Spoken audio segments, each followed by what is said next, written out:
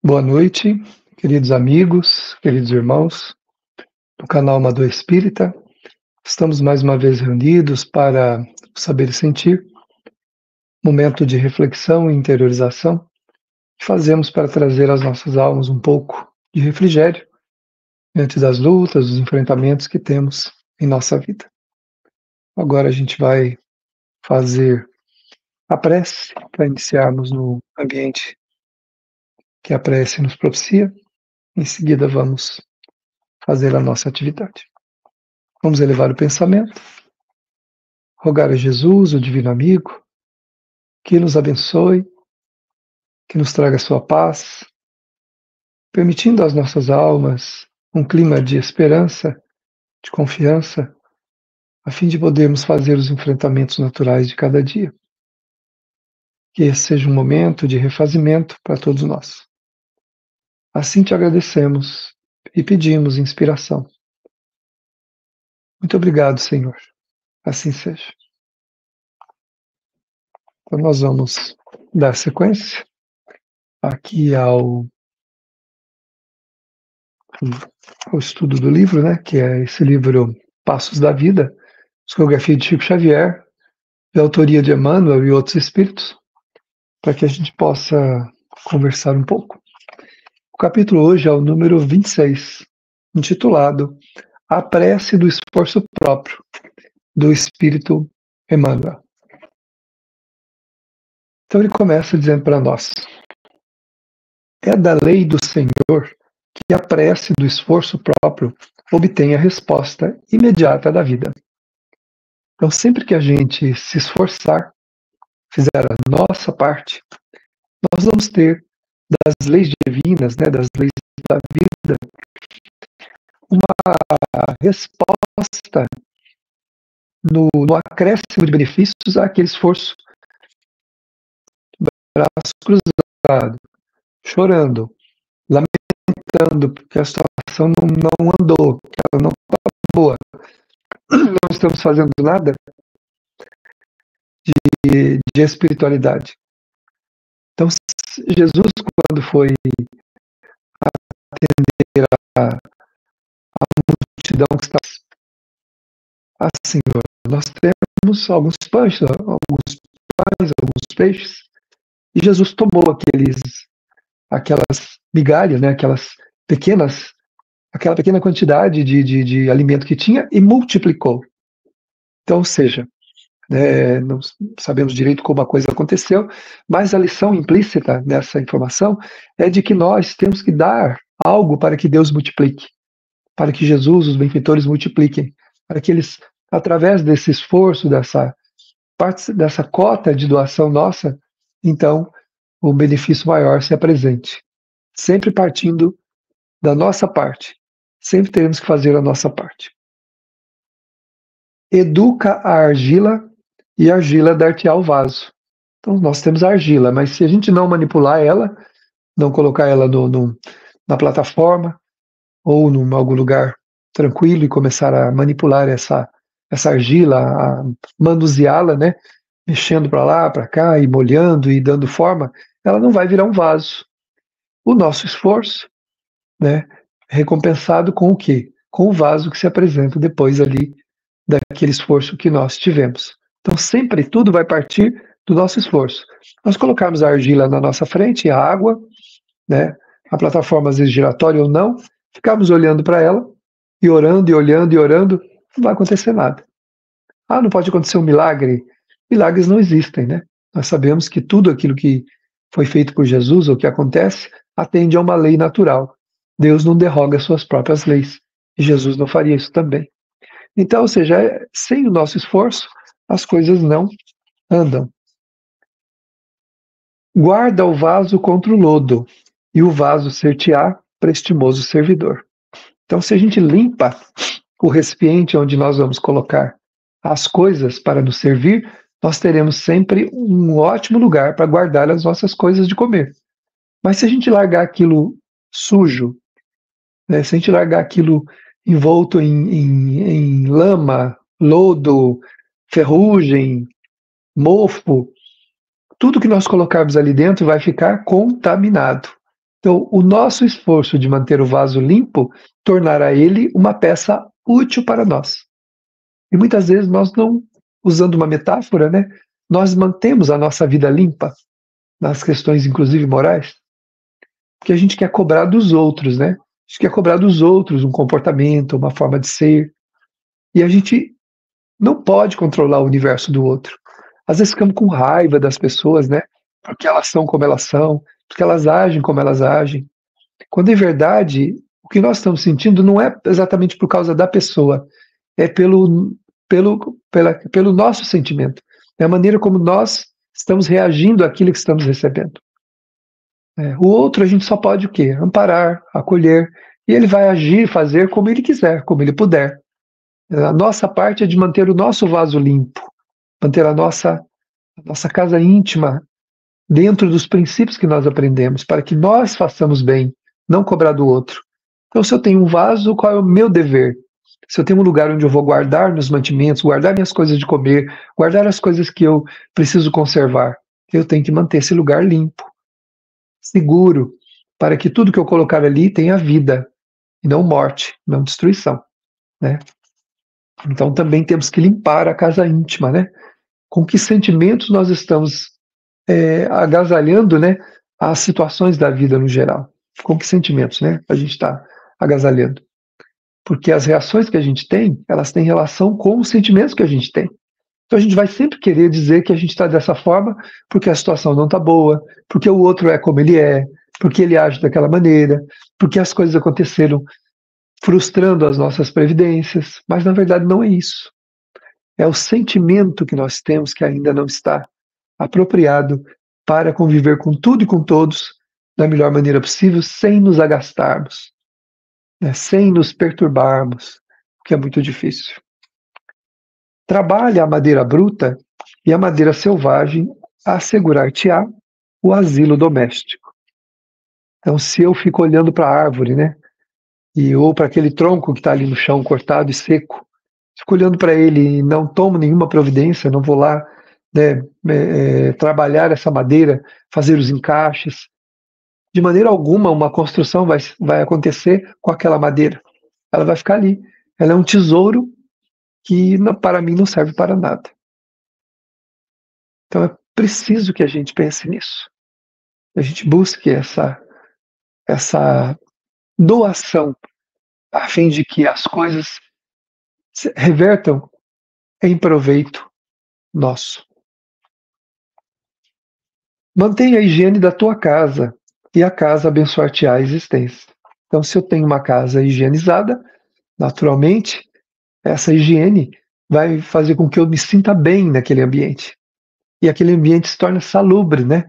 Eu me sinto bem, eu tenho saúde, eu tenho alegria, eu tenho esperança, porque o próprio ambiente me acolhe, me abraça, me traz aqueles benefícios que eu preciso. Então eu preciso cuidar da minha casa.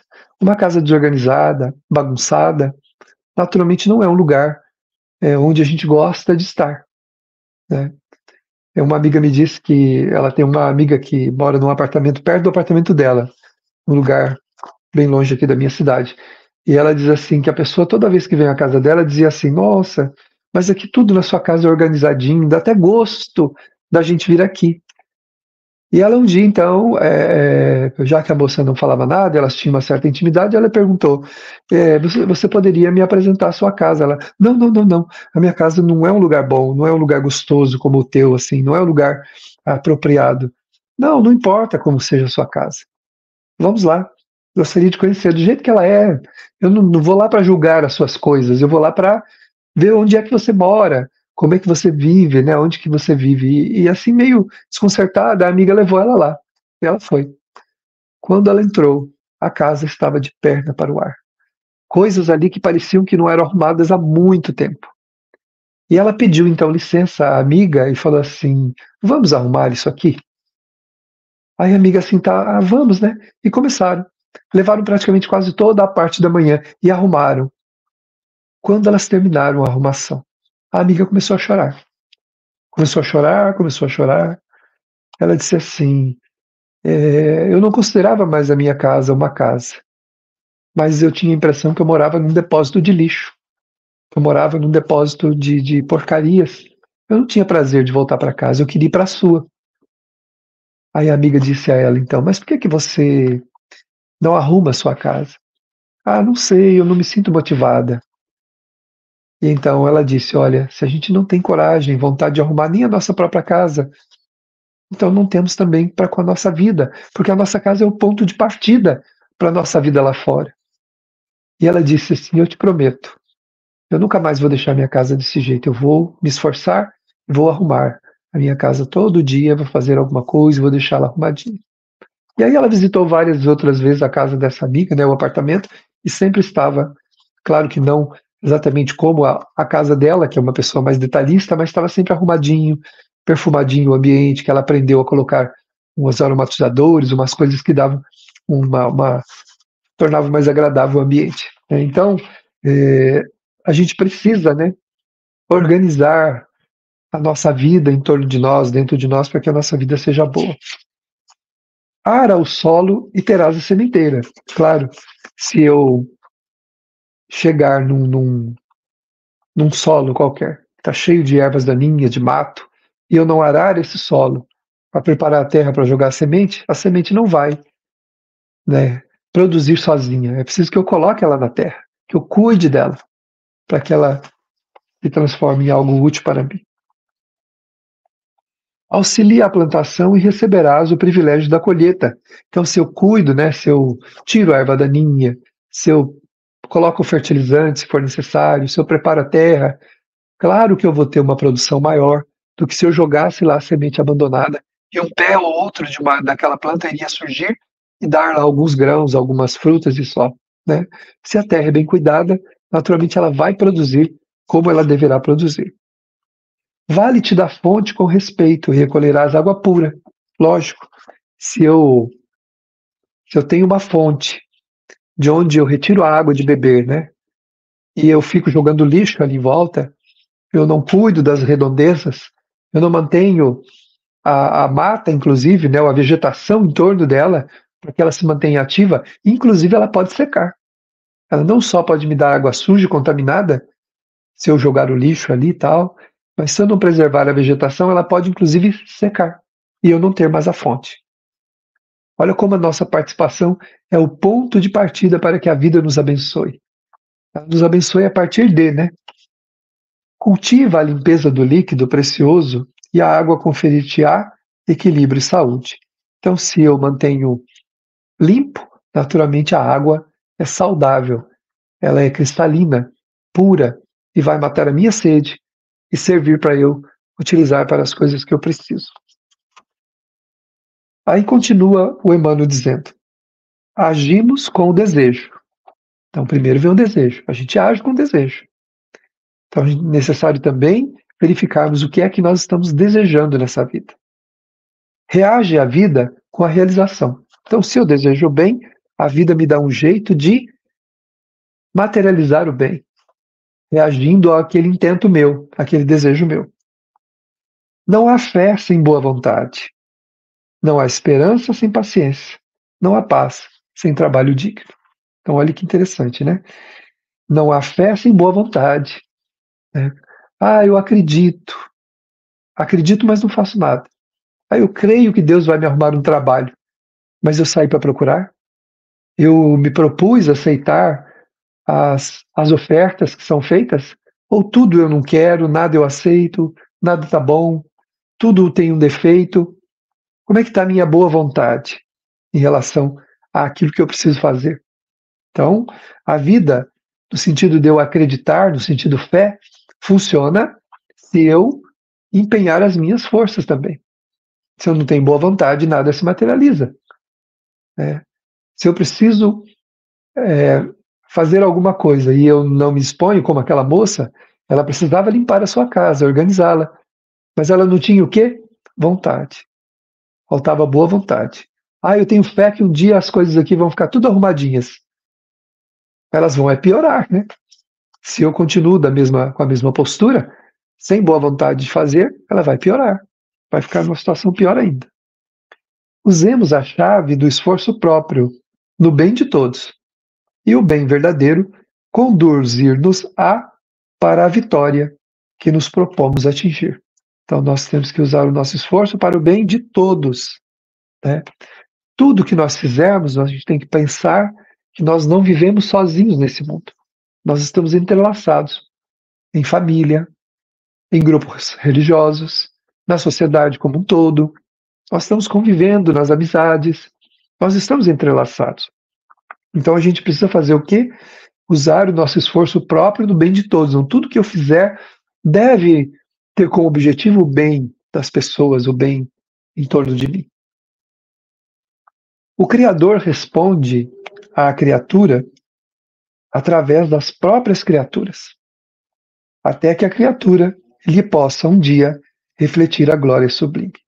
Então, ou seja, os atributos divinos estão dentro de nós, adormecidos, esperando serem despertados para refletir através de nós. Um dia, né, através do bem que nós vamos fazendo uns aos outros, um dia nós teremos uma luz naquele esforço que nós estamos fazendo. E naquele outro, mais outra luz. E naquele outro, mais outra luz. E a gente vai acendendo pequenas luzes na nossa alma até um dia que seremos todo luz, que é o objetivo da evolução. E aí a gente vai ajudar Deus na obra da criação, como co-criadores, com a luz divina completamente acesa em nós, já que nós vamos acordando ela e vamos chegar à glória sublime, ou seja, ao ápice da evolução, onde toda a luz da alma se manifesta. E Jesus chegou a nos aconselhar, né? Brilhe a vossa luz, indicando que nós deveríamos buscar trazer para a nossa vida coisas que iluminem a vida no sentido geral. E o bem é um desses caminhos. Quando a gente faz bem aos outros, bem ao mundo, nós acendemos luzes na própria alma. Então isso é muito importante. Um dia refletiremos a glória sublime do Criador. Jesus chegou a dizer, vocês são deuses, porque nós somos filhos de Deus. Vocês podem muito mais do que eu. Um dia farão isso. Ou seja, um dia a gente vai criar mundos, cuidar de mundos. É um tanto estranho, né, eu pensar nisso, que um dia nós faremos isso, mas faremos. Um dia chegaremos lá. Articulemos incessantemente a oração do serviço ao próximo, pela ação constante no auxílio aos outros, e estaremos marchando para a felicidade indestrutível da comunhão com Deus. Então, se nós oramos servindo, naturalmente a nossa oração, que é uma ação constante, quando nós auxiliamos o próximo, ela vai fazer o quê? Ela vai reverter em felicidade indestrutível para nós e na nossa comunhão com Deus. Olha como é sublime isso, né? A gente muitas vezes perde horas e horas só orando, só fazendo preces verbais, mas não cultiva a oração da ação, para que através dela estejamos constantemente orando, mas orando proficuamente, construindo a nossa própria felicidade. Então fica aí esse convite que o Emmanuel faz, que é a prece do esforço próprio. Olhando para a nossa vida, fica-nos a pergunta: qual é o esforço que eu estou fazendo para que a minha vida seja melhor do que ela é? Então vamos então, envolvidos nesse clima, nesse convite que nos trouxe Emmanuel, aproximar o pensamento e o coração de Jesus ao coração divino, do Divino Mestre, nesse momento. Aurimos vibrações, energias que nos chegam trazendo paz, tranquilidade, harmonia. E aproveitando esse benefício amoroso que recebemos, essa aragem fresca que toma conta da nossa alma, aproveitando essas vibrações, recebendo de Jesus esse frescor, que tira-nos a ardência da alma, seja qual for o problema que estejamos enfrentando. Nós, nesse instante, possamos senti-lo na nossa intimidade, cuidando de nós, amparando-nos, trazendo-nos realmente a sua paz. Envolvidos por essas vibrações, vamos dizer a Ele: muito obrigado, Senhor. Muito obrigado, meus amigos, meus irmãos.